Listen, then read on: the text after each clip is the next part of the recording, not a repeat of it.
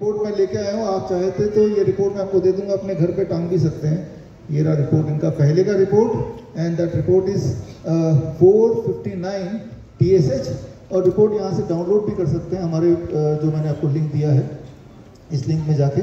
और उसके बाद अभी जो रिपोर्ट इन्होंने कराया वो 459 से कम होके हो गया ओनली 6 TSH, 6 तक पहुँच गया।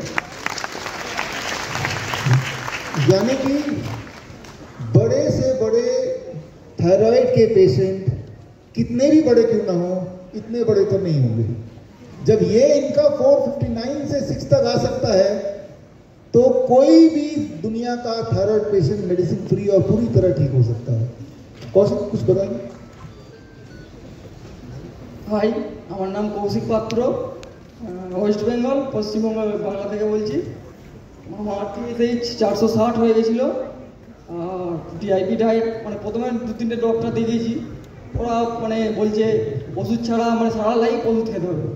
তারপর আমার বাবাই সব মানে বিশ্বরূপ স্যারের অনেক বড় মানে বড় ফ্যান,